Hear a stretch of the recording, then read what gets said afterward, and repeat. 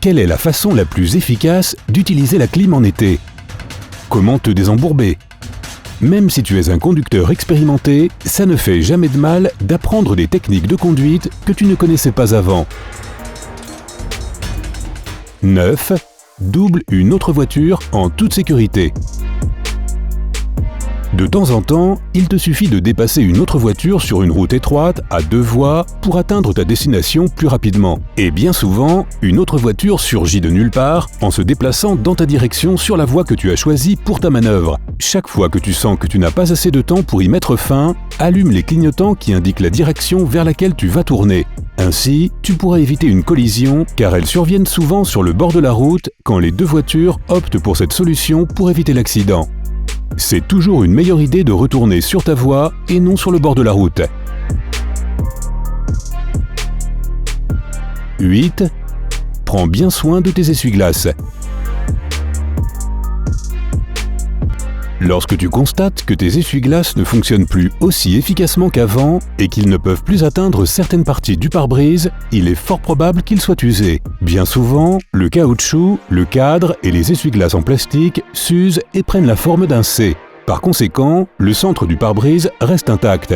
Alors, avant de faire remplacer les essuie-glaces, essaie de les retourner. Il est possible de les faire durer plus longtemps si tu maintiens le pare-brise propre à tout moment. Prends l'habitude de le nettoyer chaque fois que tu t'arrêtes à une station-service pour faire le plein. Assure-toi simplement que le balai éponge qu'ils te fournissent est propre et ne contient pas de débris. Chaque fois que le givre se manifeste, il faut retirer les balais d'essuie-glace pendant la nuit pour les empêcher de geler sur le pare-brise. Enfin, n'utilise jamais les essuie-glaces sur un pare-brise sec.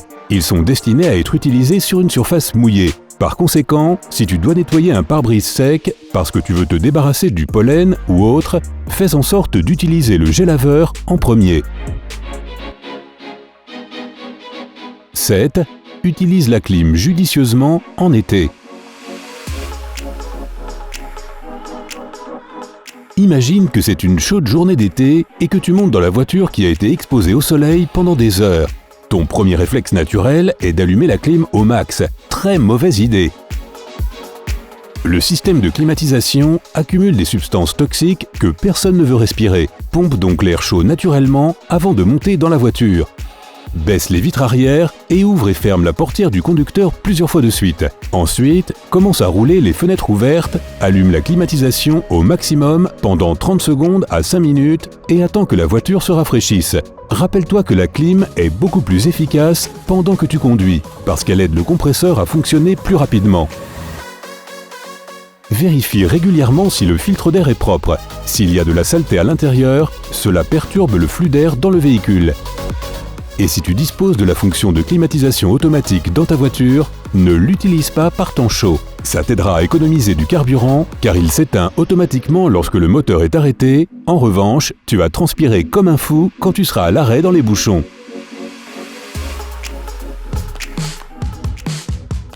6. Sois prudent avec ton climatiseur en hiver.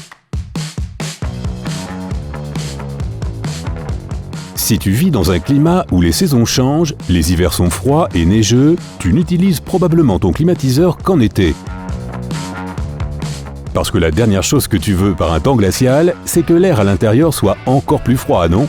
Eh bien, il faut allumer le climatiseur au moins quelques minutes à température moyenne, au moins une fois par mois pendant l'hiver. C'est important pour éviter que le système ne se détériore. Si tu le laisses dormir tout l'hiver, il se peut que tu ne puisses pas le rallumer pendant l'été. Il en va de même pour le chauffage, tu dois l'allumer au moins 30 secondes, même pendant les mois d'été.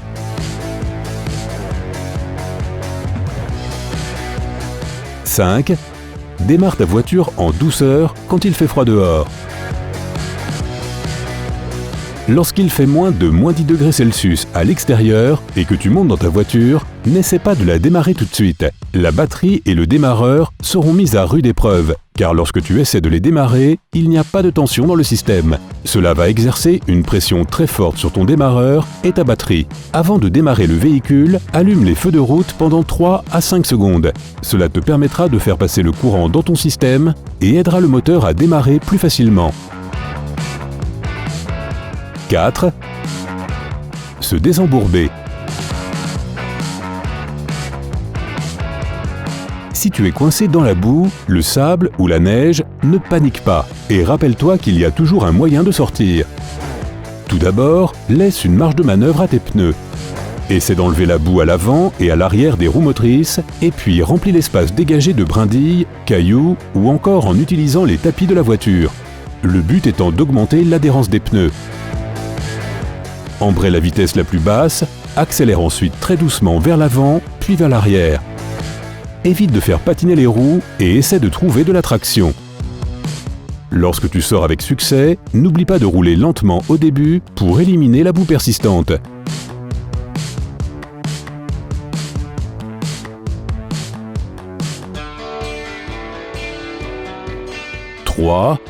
Fais attention aux roues. Lorsque tu roules le long d'une route étroite ou qu'il y a un flux important de voitures qui se dirigent vers toi, fais attention à leurs roues. Si tu as l'impression que le conducteur agit bizarrement, n'attends pas qu'il allume ses clignotants. Bien souvent, ils oublient de les allumer ou le font une fois qu'ils ont tourné les roues dans la bonne direction. Ce ne sont donc pas les clignotants, mais les roues que tu dois surveiller. 2. Utilise ton alarme de voiture. La plupart des alarmes de voiture modernes ont un mode anti-vol. Cela empêche le vol de voiture en bloquant le moteur pendant que le véhicule volé est en mouvement. Il suffit d'appuyer sur le bouton et d'arrêter le moteur à distance. Mais ça ne marchera pas si tu n'as pas la télécommande de l'alarme sur toi. Par exemple, lorsque des voleurs te jettent hors de la voiture ou que tu sors pour vérifier les pneus et que quelqu'un saute à l'intérieur et part avec ta voiture. Il est donc hautement recommandé de garder la télécommande à l'écart de tes clés et de toujours la garder dans ta poche.